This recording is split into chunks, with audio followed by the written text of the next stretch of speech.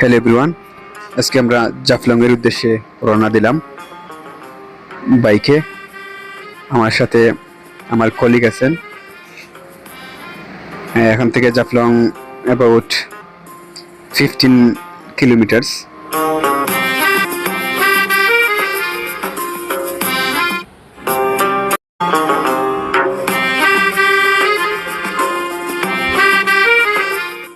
আর আমরা জাফলংয়ে যে রাস্তা দিয়ে যাই সেই রাস্তার পাশেই পানের বাগান আছে। আমাদের সিলেটের যে বিখ্যাত পানের বাগান।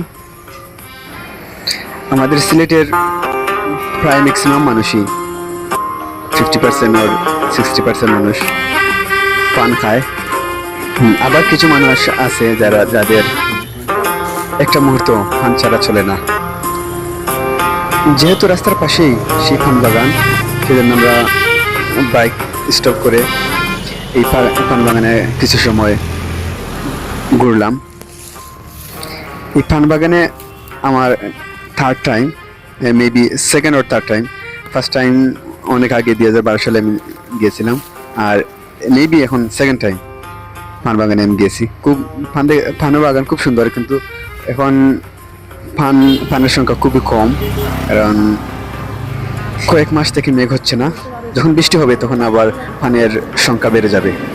পান বাগানে ঘোরা শেষ করে আমরা জাফলং উদ্দেশ্যে রওনা দিলাম। জাফলংয়ে এর পাশেই কিন্তু চা বাগান আছে, দেখতে খুব সুন্দর। এখন আমরা রাইডিং করে জাফলং জিরো পয়েন্টের পাশে চলে আসলাম। জাফলং হচ্ছে আমাদের সিলেটের মধ্যে মোস্ট ফেমাস প্লেস এবং খুবই সুন্দর একটা প্লেস।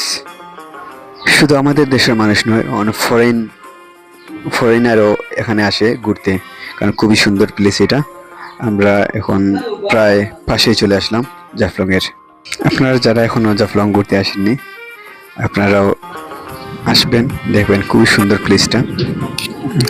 কারণ এই জাফলংয়ের পাশেই ইন্ডিয়ার সীমান্ত, এবং জাফলংয়ের পানিগুলা খুবই স্নিগ্ধ এবং খুবই সুন্দর।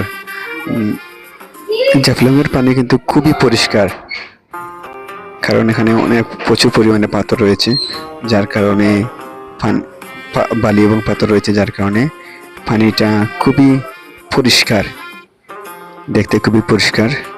আর এখনো জাফলং ঘুরতে আসেন নাই, চলে আসবেন আমাদের জাফলংয়ে, দেখতে পারবেন জাফলংটা কত সুন্দর একটা প্লেস। সবাই ভালো থাকবেন।